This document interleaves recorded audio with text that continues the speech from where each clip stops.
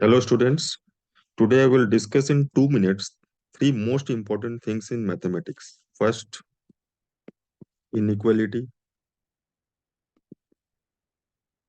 Second, modulus. And third, logarithm. Very important three things. Now at first, inequality.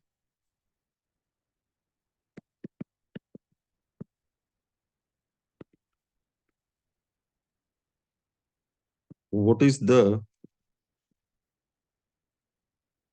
sign scheme for x minus 2 into x minus 3? What does it mean? x minus 2 into x minus three कहाँ पे positive होगा ये product, कौन से x के लिए और कौन से x के लिए नेगेटिव होगा? You just need to make a number line minus infinity to plus infinity. X minus 2 और x minus 3 ब्रैकेट को 0 से इक्वेट करें.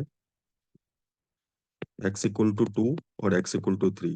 These are called critical points. X equal to 2, x equal to 3. आपको बस ये याद रखना है कि अगर ब्रैकेट में x पहले है तो 3 के राइट साइड ये साइन पॉजिटिव आएगा. किसका साइन? इस प्रोडक्ट का. 2 और 3 के बीच में नेगेटिव आएगा और फिर 2 के लेफ्ट में पॉजिटिव आएगा. ये इसका साइन स्कीम है. अब यहाँ पे ब्रैकेट्स 2 हो या 10 हो या 3 हो, कितने भी ब्रैकेट्स हो, यही साइन स्कीम होगा. अगर मैं x minus 2, x minus 3, x minus 4 लिखूंगा तब भी सेम साइन स्कीम होगा, केवल एक नंबर बढ़ जाएगा नंबर लाइन पे. Minus infinity plus infinity.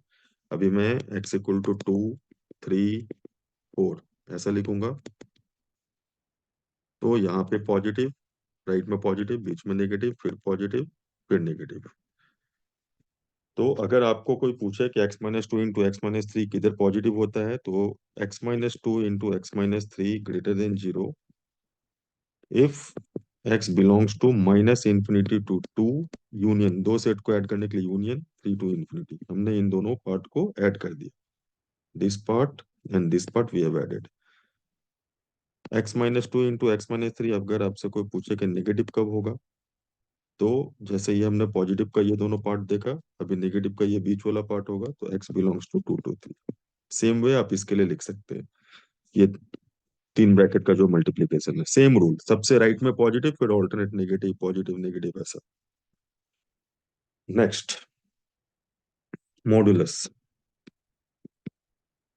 अभी कुछ स्टूडेंट के दिमाग में ये चल रहा होगा कि ये ऐसा क्यों होगा. तो ये काफी सिंपल है, वो मैं आपको डिटेल में दूसरे लेक्चर में बताऊंगा. अभी आप ये समझ लेना कि 3 के राइट साइड में ये दोनों ब्रैकेट जब आप x को 3 से बड़ा पुट करेंगे तो पॉजिटिव आएंगे और पॉजिटिव इंटू पॉजिटिव पॉजिटिव होता है. अब ये 2 से 3 और 2 के लेफ्ट में आप नंबर पुट करके देखेंगे तो ये साइन आपको पता चलेगा. No modulus. मॉडुलस भी काफी इंपॉर्टेंट है. मॉडुलस का मतलब होता है एब्सोल्यूट वैल्यू.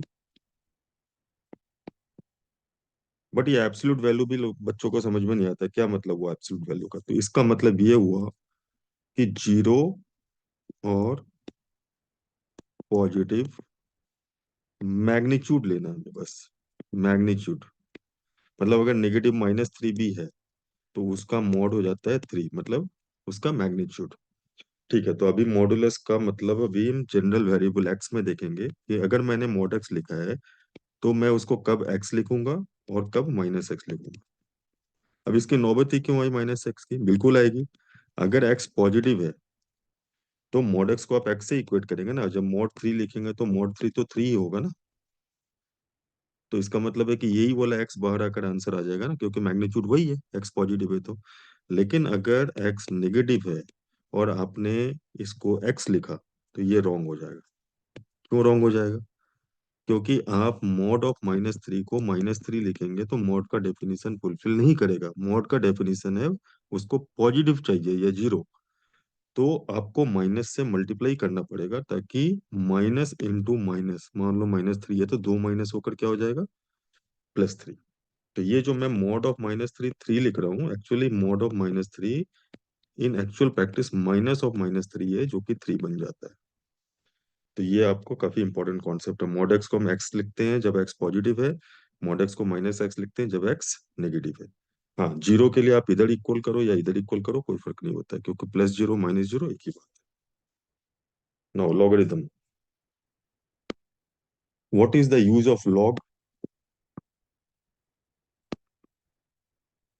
क्यों लॉग यूज करते हैं, क्या सिग्निफिकेंस उसका? तो आपको बस ये समझना है कि ए का पावर टी कोई क्वांटिटी है, base raise to power T. तो इस टी को बाहर निकालने के लिए हम एक सिंबल लिखते हैं और उसमें नीचे ए लिखते हैं, इसको भी हम बेस बोलते हैं। तो ये टी बाहर आ जाता है। तो आपको ये समझना है कि if log capital x, parallel में मैंने लिखा कैपिटल एक्स और नीचे बेस ए, अगर ये टी है, इसका मतलब है कि कैपिटल एक्स की वैल्यू होगी ए का पावर टी। ये आपको समझना है। और तीन चीजें लॉग के बारे में बिल्कुल याद रखिएगा, लॉग ए कैपिटल एक्स के बारे में। Three things, three very important for this, three very important things to remember. Remember, first,